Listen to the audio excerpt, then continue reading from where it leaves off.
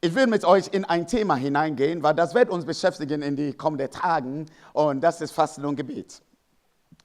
Einige haben das schon erlebt und man weiß genau, was Fasten ist. Einige haben gedacht, was Fasten, das ist eine Quälerei. Ich habe das noch nie gemacht. Deswegen rede ich mit dir darüber, weil ich glaube, dass jeder das kann. Und ob du mit Jesus unterwegs bist oder nicht mit Jesus unterwegs bist, Fasten ist eine Eigenschaft, die gut ist für deinen Körper und auch gesund ist für deinen Körper. Aber das hat auch eine gewisse geistliche Privilegien, die wir auch haben, wenn wir das auch mit Gebet auch kombinieren können. Erstmal, was ist Fasten? Fasten ist kein Diät. Von der Denke nicht, dass wenn wir sagen, du darfst fasten, dass du sagst, okay, jetzt ist Hungerstreik, ja, und man ist einfach traurig, weil man, ja, der Kartoffelsalat nicht essen kann oder, ja, der Sauerkraut nicht essen kann oder seinen Jollof-Reis nicht essen kann. Nein, ist kein Diät. Ist auch kein Zwang. Okay, weil manchmal Leute sagen, ich muss ja fasten oder ja, so man hat eine gewisse Haltung, die so mehr aus einem Zwang rauskommt und nicht aus einer Option und einer Entscheidung in das Herz hinein. Es ist nicht dazu da, Gott zu bewegen. Und das ist ein wichtiger Satz für uns. Und weil einige Christen und Leute, die Jesus nachfolgen, denken, wenn ich faste, dann bewege ich Gott noch mehr Sachen zu tun.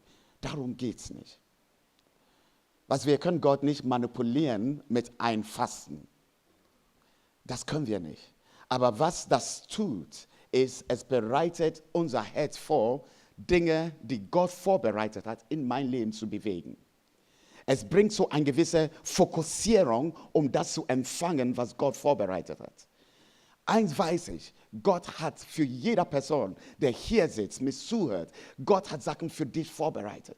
Aber ob wir das empfangen können, ob wir den Glaube haben, das zu nehmen, da drin zu wandeln, ist immer eine große Diskussion in uns. Manchmal wir hören ihn nicht, wir hören Gott nicht und manchmal wir fühlen das nicht. Und dennoch, Gott hat Dinge vorbereitet. Und Fasten und Gebet macht unser Herz auf. Es ist wie unsere Antenne geht hoch. Und es ist wie Gott, wir wollen von dir hören, was du in mein Leben hineinlegen willst. Es bewegt uns, dich zu Gott hin, dass Gott etwas in dein Leben hineinlegt. Ich habe vor einigen Jahren euch eine Definition von Fasten gegeben. Und das versuche ich mit euch dann durchzugehen. Was ist Fasten? Es ist eine freiwillige persönliche Verpflichtung, sich zu enthalten und auf die natürlichen Vergnügungen des Lebens für Leib und Seele zu verzichten, um das Spirituelle über einen bestimmten Zeitraum durch Gebet und Intimität mit Gott zu stärken.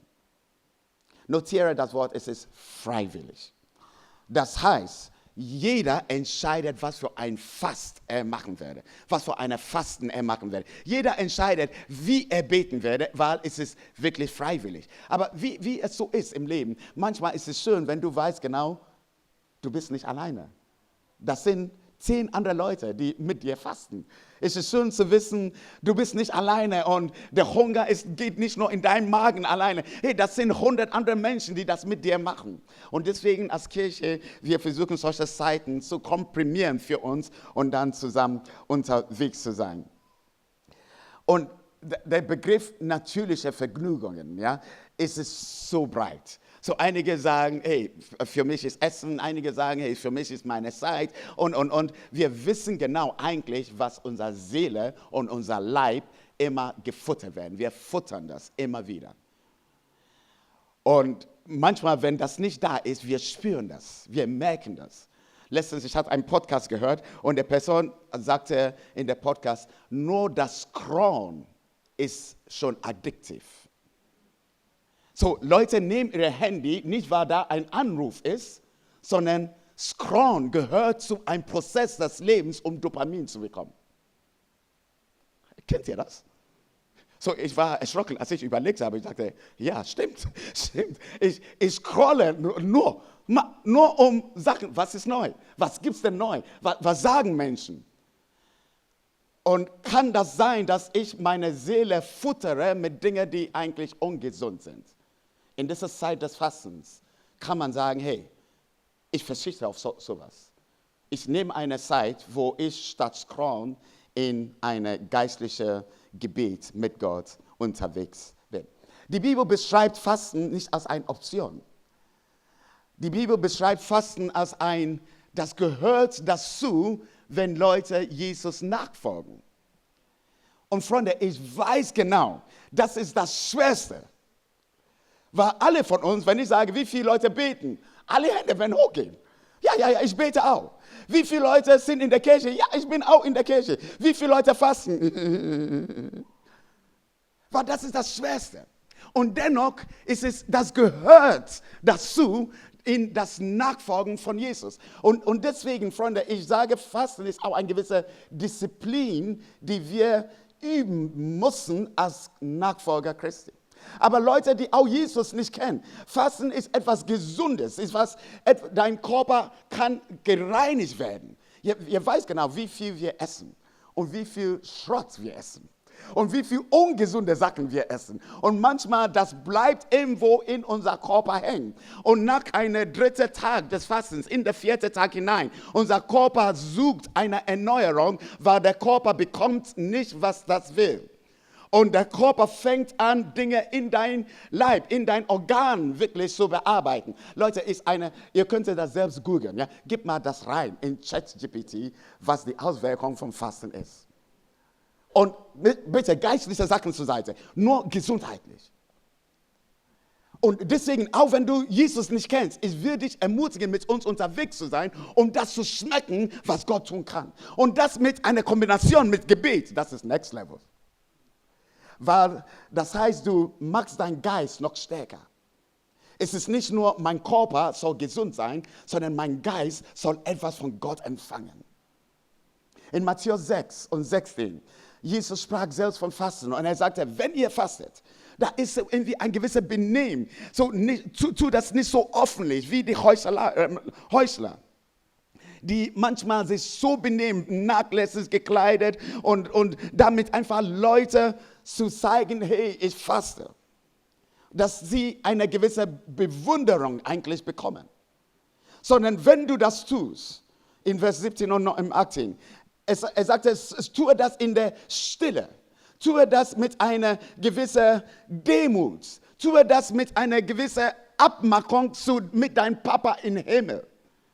Es ist nicht eine Beeindruckung für jemand anderes. So, ich tue das nicht, um dich zu beeindrucken oder jemand anderes zu beeindrucken, sondern es ist wie ein geheimer Vertrag, es ist ein geheimer Bund, den wir mit Gott haben, wo wir sagen, hey Gott, ich lege gewisse Sachen hin in diesen kommenden Tagen, weil ich Neues von dir persönlich bekommen will.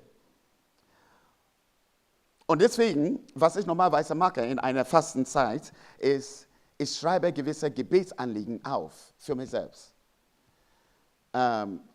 Manchmal, ich habe Gebetsanliegen für die Church, ja, aber ich kenne meine Familie. Manchmal, ich schreibe Gebetsanliegen für meine Familie. Manchmal, ich kenne meine eigenen Zweifel und Gedanken und ich schreibe Gebetsanliegen für mich selbst. Und ich denke, Gott, in dieser Zeit, wenn du das tun kannst, dann tue das.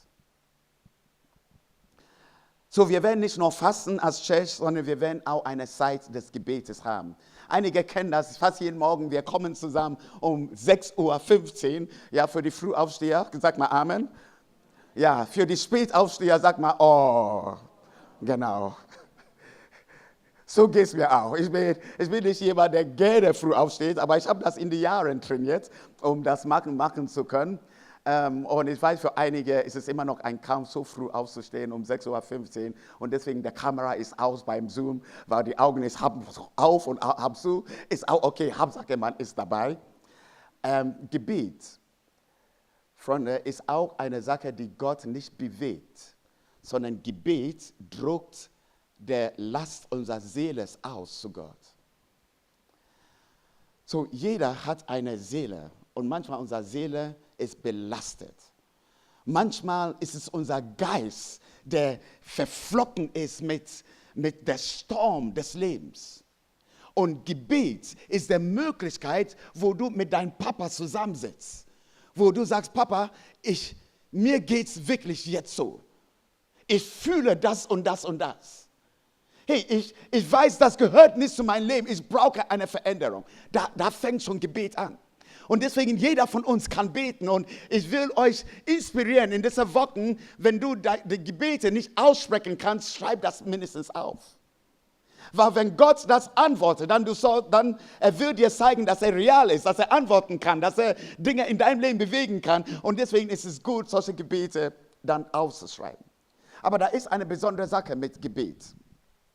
Und ich will euch das hineinnehmen in euer Herz hinein. Gebet ist wie Sprechen. Und wir sprechen Sachen aus unserer Seele. Aber die Sachen, die wir aussprechen, haben eine Auswirkung auch in unser Denken. Die Bibel sagte, Leben und Tod sind in der Kraft deiner Zunge. Sprüche, ich denke, ich habe die Bibelstelle auch da, Sprüche 18. Wer gerne redet, muss der Folgen tragen, denn der Zunge kann töten oder Leben spenden. In diesen nächsten Tagen, Freunde, ich will gerne, dass wir Sachen aussprechen, die lebensspendend sind. Ja, können wir das abmachen? Ja, so ich weiß manchmal, wie meine Seele ist. Weißt du, wenn etwas mich kotzt, dann ich will das aussprechen, ja. Und ich bin sauer und ich will das aussprechen. Aber wie wäre es, wenn wir in diese 5 Tage, diese 6 Tage, wo wir fasten, sagen, nee, ich will lebensspendende Sachen aussprechen für meinen Arbeitskollegen, in Situationen hinein. Nicht nur das, aber in mein eigenes Leben. Wie oft sprechen wir schlecht in unser eigenes Leben? Ich schaffe das nie. Ich habe das wieder vermasselt. Ich bin so ein Sau. Ich bin das und das. Ich bin das. Ich werde das so nie nehmen. Hey, in diesen nächsten Tagen, in dieser Fasten und Gebet, lass uns Gottes Worte aussprechen über unser Leben. Er hat es schön und wunderbar gemacht. Er hat es so geschaffen mit einer Präzision. Er ist kein Fehler, er macht keinen Fehler. Er weiß jeder Gedanke, jeder Zweifel, er hat es so geschaffen. Auch wenn wir das nicht mögen, wie wir sind, Gott ist dabei, uns zu transformieren. Und einfach da zu kommen, zu sagen, Gott, die Sachen sehe ich in meinem Leben, aber ich danke dir für deine Transformation. Ich danke dir für Dinge, die du in mein Leben hineinlegen willst. Fasten und Gebet geben dir eine Autorität, in die Orte hineinzugehen, die Gott schon vorbereitet hat für dich. Von der Fotografiere des Satz, weil das ist, was wir erwarten diese Woche. Gott hat für jeder von uns einen Ort vorbereitet. Wir leben in 2025. Ja, das ist ein Zeitfenster in History, ja, in der Geschichte. Aber in dieses Zeitfenster, Gott hat einen Ort für dich. Nicht nur eine Arbeit, nicht nur eine Beziehung, nicht nur das und das. Er hat einen Ort der Ruhe. Er hat einen Ort des Friedens. Er hat einen Ort von guten Gedanken für dich. Er hat einen Ort mitten in diesem Chaos, dass du wissen kannst, er ist mit dir. Wir wollen in diesen Ort hineinkommen. Und ich glaube, es braucht eine Antenne, um das zu begreifen, das zu erfahren und das zu schmecken. Was ist unsere Gebetsreise in den nächsten Tagen? Für Leute, die das vielleicht zum ersten Mal hören, wir werden in das Buch Ruth hineingehen.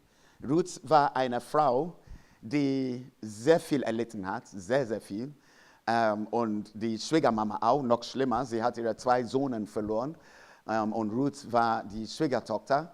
Und sie hat wirklich eine heftige, leidende Geschichte. Und am Ende, das war eine krasse Happy End. So ist wie ein Hollywood-Film, ja? Wenn ihr das liest. Das sind nur 4 Kapitel. Und ich will mit euch dieses Buch mal durchlesen und durchbeten. In der ersten Kapitel, es geht um eine Entscheidung, die Ruth getroffen hat. Eine Entscheidung und eine Hingabe. Und jeder von uns trifft Entscheidungen in unser Leben. Jeder. Und eigentlich tagtäglich.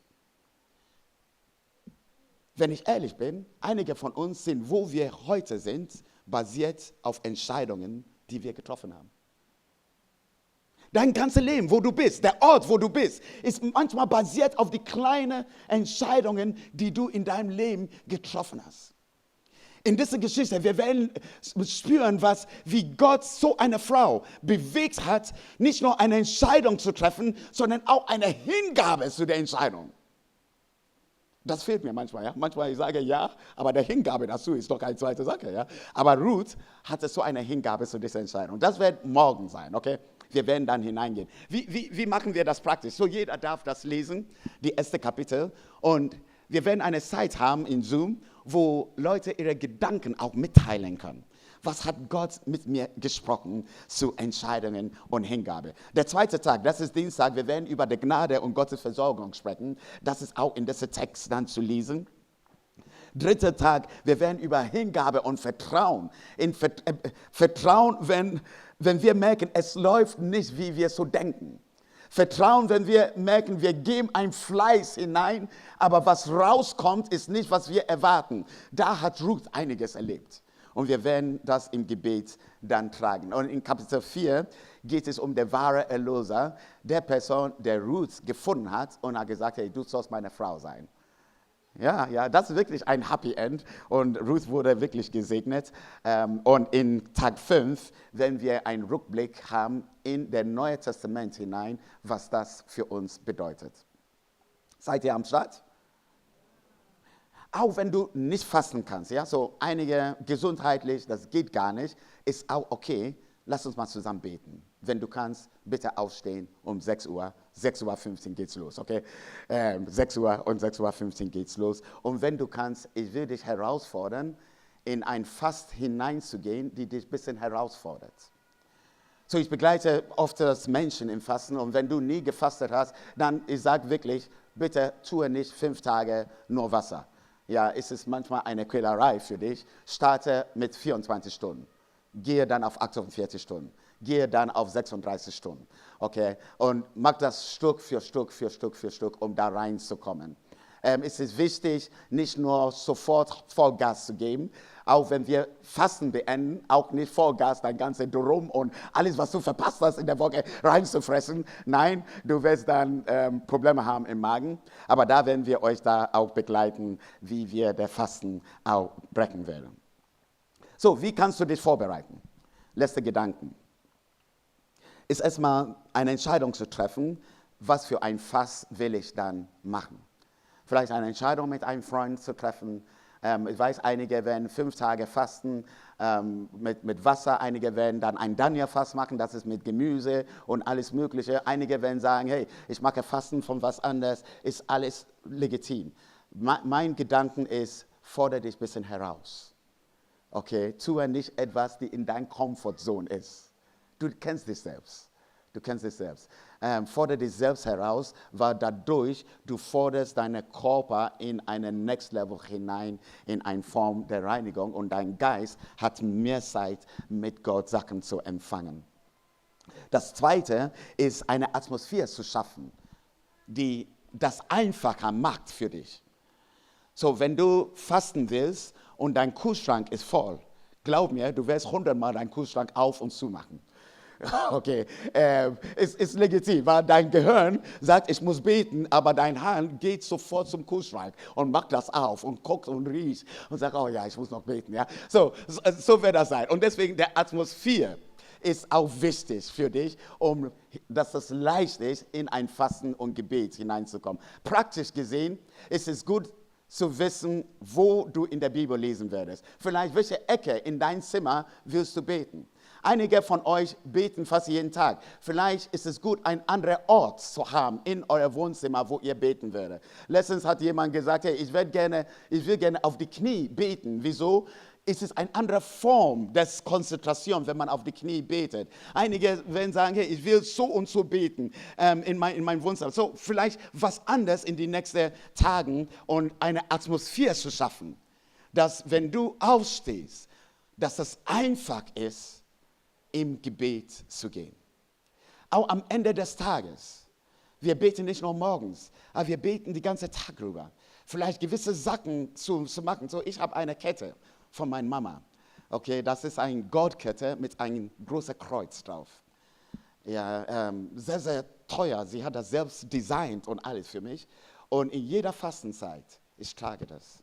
Und es ist ein bisschen kalt, es ist ein kalter Metall. Ja? Das heißt, jedes Mal, wenn ich diese Kälte spüre, ich fange an zu beten. Es ist nur für mich. Vielleicht hast du was, die du in deine Tasche packen würdest. die ungewöhnlich ist. Aber jedes Mal, wenn du deine Hand in deine Tasche hineingehst, das erinnert dich, in Gebet zu gehen. Einige von euch vielleicht eure Make-up-Tasche zu ändern mit anderen Sachen, ja.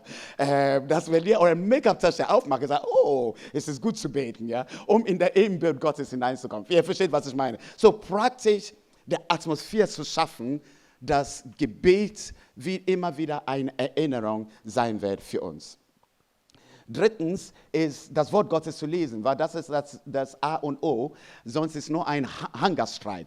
So, das Wort Gottes zu lesen ist der Gedanken Gottes zu haben über unser Leben. Und da wollen wir in Ruth uns fokussieren. Und meine Hoffnung ist, dass du nicht nur das schnell durchliest oder das zuhörst, sondern dass du das langsam nochmal durchliest und vielleicht das zweite Mal das durchliest, dass Gott in dein Herz dann hineinsprechen kann. Und das vierte ist, dein Eindrücke zu schreiben. Das sind viele Leute, die sagen, Gott redet nie mit mir. Sei nicht überrascht, wenn er diese Woche durch sein Wort mit dir spricht. Aber manchmal man braucht Ruhe. Das Leben ist viel zu turbulent.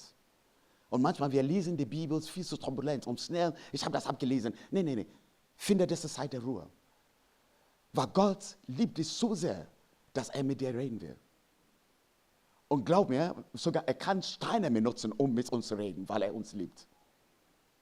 Und wenn wir das Wort Gottes aufschlagen, dann er will mit uns reden. Komme in diese Ruhe. Auch mit dieser Hunger, mit dieser Zuversicht. Gott, du willst mit mir reden.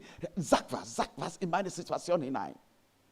Und ich glaube, dass wir mit einer neuen Energie, mit einer neuen Kraft, aber meistens mit einer neuen Perspektive in der September auch starten werden und auch bis Ende des Jahres das erleben werden.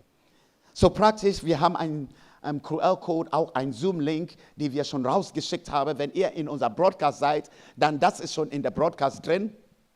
Wenn du nicht da drin bist, dann du kannst heute euch anmelden. Wir laden euch dann in der Broadcast hinein. Oder ihr findet das auch auf unserer Homepage.